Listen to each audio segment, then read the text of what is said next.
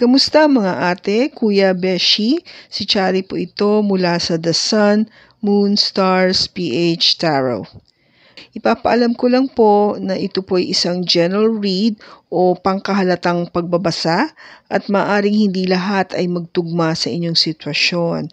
I-check din nyo ang inyong Moon, Rising at Venus sign. Baka doon mas tumugma ang read para sa inyo. At kung ang mensahe ay tama sa inyo, paki-like lang po at mag-subscribe kung hindi pa ninyo ito ginagawa. Okay, mag-umpisa na po tayo. Hello po mga ate, Kuya Beshis. Kamusta na po kayo? Andito ulit ako si Shari para gumawa ng another reading, and this is for the sign of Taurus, Sun, Moon, Rising, and Venus. And of course, welcome po yung mga cross-watchers natin at ang mga bago po natin viewers ni Taurus. Tingnan natin ngayon kung ano yung ating mababasang enerhiya o message na gusto iparating sa iyo, Taurus.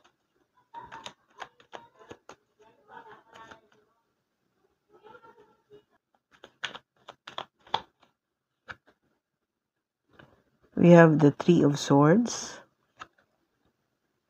the Ten of Cups, the Eight of Pentacles, the High Priestess, and the King of Swords. Bottom niya is the Six of Wands. Okay, Taurus,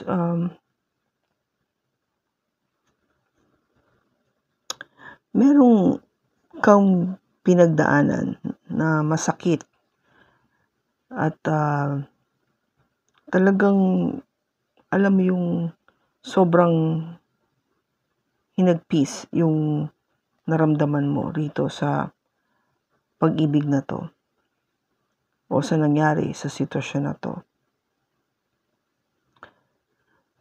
To a point na parang hindi mo na nakikita yung pag-asa na ikaw ay lumigaya. Okay? Kaya parang ngayon ay nagfo-focus ka sa iyong sarili, nagtatrabaho, focus ka lang sa trabaho. No? Parang ini-enjoy mo yung pagiging pag-iisa. No? Nagpaparami ng pera or pinagaganda pa yung posisyon o yung career. At sa ngayon, ikaw ay parang ka lang, chill ka lang, tahimik ka lang. Hindi ka masyadong nakikipag-engage to anything or anybody na kasi nga dahil sa experience mo na naranasan mo dito sa nakaraan. Kaya ikaw ay madalas parang just in your head, no? Parang nag-iisip mo most of the time. Ginagamit mo kasi ang iyong pag-iisip, ang iyong logic, more of logic rather than when it comes to emotions, you are just being, sabihin natin, tahimik ka lang. You observe, you keep everything to yourself. No? Hindi ka masyadong nag-share to anything. Well, the feeling of gusto mo kasi you wanted to overcome itong nangyaring experience na to, itong heartache na to, itong sakit sa damdamin. Gusto mong maging, alam mo yung masabi na talagang na-surpass mo itong difficulty na to. At doon mo mararamdaman na nagkaroon ng hustisya, one way or the other, na nabigyan ka ng hustisya because you overcome it, no? Na-overcome mo siya, na lagpasan mo o nahigitan mo o nasabi mo talaga na nakayanan ko to at natutunan ko yung dapat kong matutunan at sa hinaharap alam ko na ang dapat kong gawin. Lalo na kasi pagdating sa pag-ibig. With the Queen of Cups. Kaya, this time, I'll make sure na gagamitin ko talaga lahat wisely. Kung ano mang meron ako no, yung those particular tools na binigay sa akin ng Diyos para mas maging matalino pagdating sa ngalan ng pag-ibig. Because alam ko isang araw, magkakaroon din ako ng panibagong pagmamahal. A new love with the Ace of Cups. And eventually, hopefully, get married with the Hierophant. Energy coming from Taurus. So alam ko, things will turn out to be better for me sa future. Hindi na yung ganitong heartache because I know I have learned. Meron akong natutunan sa naging experience ko sa past, which has taught me a lot. Kung hindi man ako, sabihin natin, magiging get married, maybe if I would get myself into a new relationship, kasi there's itong Ace of Cups, I'll be much wiser, no? Somebody na alam kong mas mamahalin ako. Yung talagang totoong minamahal ako. Okay? So, tingnan natin.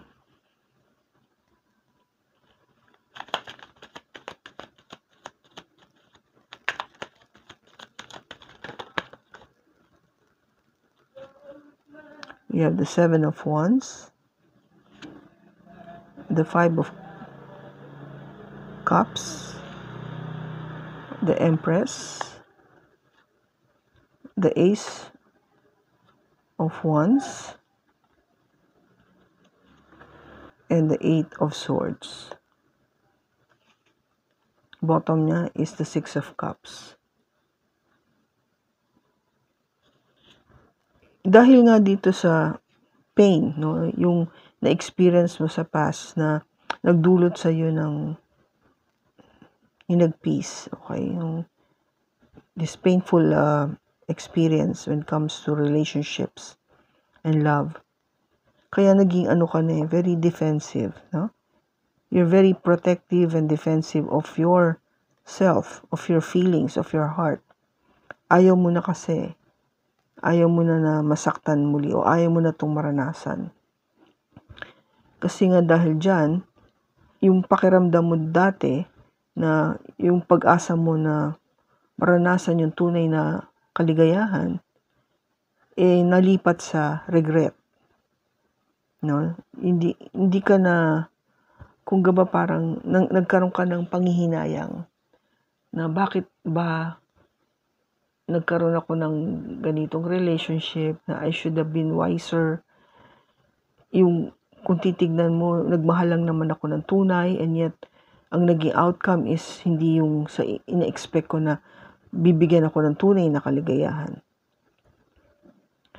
Kaya dahil dito, mas ginusto ko na mag-focus talaga sa sarili ko. Magtrabaho ng maigi, palaguin ang aking kaperahan, pagandahin ang aking posisyon sa kumpanya o sa aking pinagtatrabahuhan. Mas dagdagan pa ang aking kaalaman.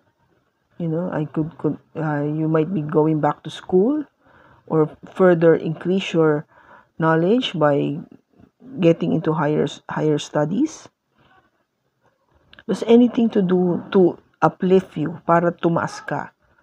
No? Kasi nga dahil ito yung nakikita mong paraan to forget all of this, itong past.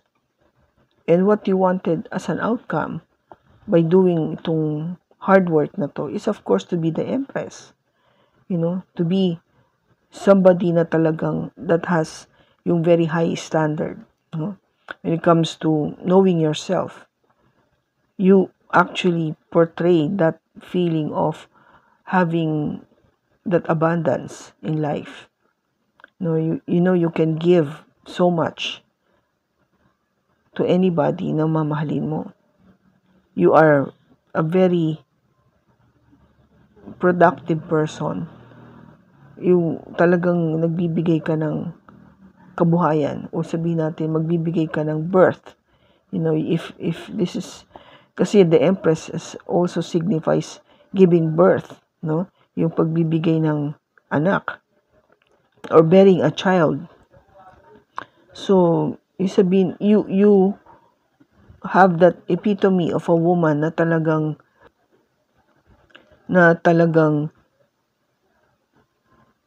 very, sabihin natin doon, fertile. Okay? Yung nakikita mo rito by working hard, you will establish this parang energy ng Empress na somebody na talagang, sabi ko nga, with high standards. Kasi ang Empress doesn't chase. Hindi siya humahabol. No? Siya yung hinahabol. So, ibig sabihin, hindi mo babalikan itong person na to na nakapagdulot ng sakit sa'yo. Because ikaw ang hahabulin niya. Because they would see how much you have improved, how much you've grown and build that confidence in you, Taurus. And you did the right thing, ginawa mo yung tama because both of these cards, pareho, the High Priestess and the Ace of Wands, if you could see both depiction, they're both closing their eyes. It means they're using more of their senses, their other senses. Kaya kung gaba parang hindi kayong sabihin natin na maingay, machika, madakdak, or mayabang, or nagpapagilas, or whatever, but you're just doing you. And you observe, you observe, you feel people, tahimik ka lang, you quietly see kung anong magiging susunod na mangyayari. And the Ace of Wands is really more of putting in your passion. Yung kung saan ka mas creative, kung saan talagang lumalabas yung galing mo o yung hilig mo sa kung ano man yung interest mo na gawin sa iyong buhay. This could be anything that you really wanted to do and express your creativity, whatever it is, Taurus. Yun yung gusto mo talaga to express that. Kasi this is giving you fulfillment, Ikaw, nakikita mo na by expressing yourself fully kung anong gusto mo mangyari or creatively, nakikita mo talaga na how much yung capability mo to do things, in your own way. And it makes you happy. It is parang proving to you na you don't need somebody to make you happy. Happiness is within you, by doing what you love to do. Okay? Kaya, sabihin natin, most of the time, you're in your head, okay, with the King of Swords, which is very typical kasi you're an earth sign, Taurus, kaya ginagamit mo yung logic, yung pag-iisip.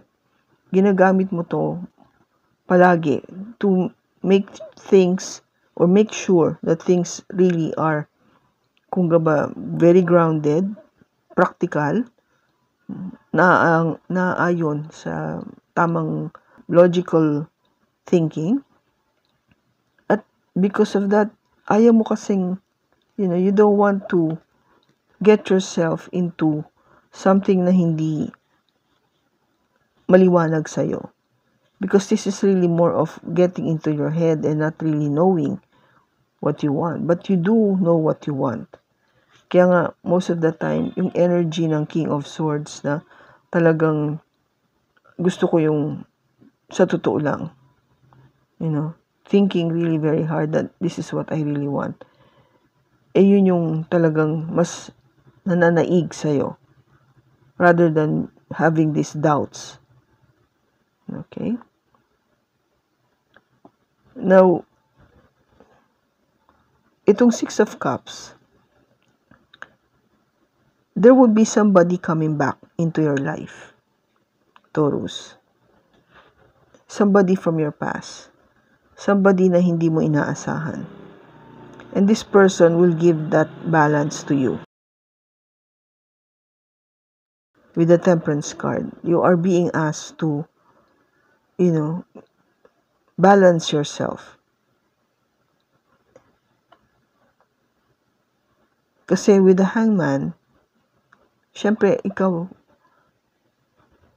as much as possible, ayaw mo munang magkaroon ng any action at all.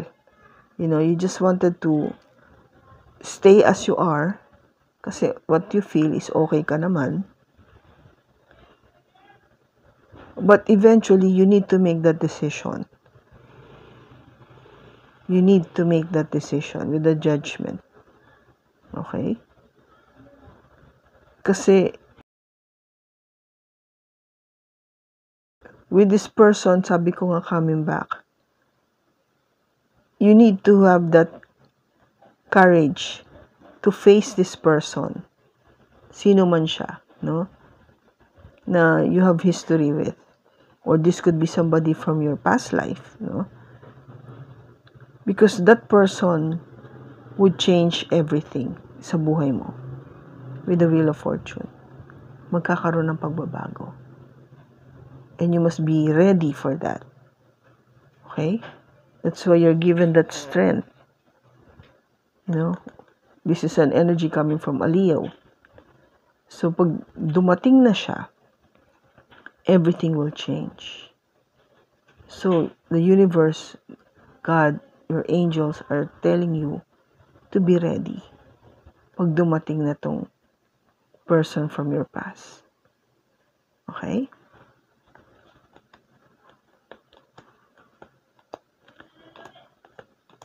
So, ano pa yung message natin na gusto nating sabihin sa'yo, Taurus, as a piece of advice from God and the universe?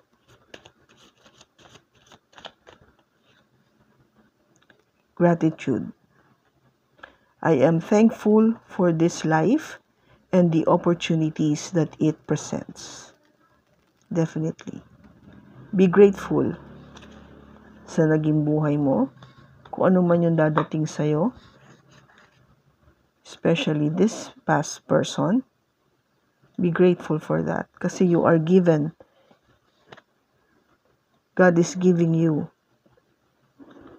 this second chance to fall in love again, and this time with the right person na. Okay?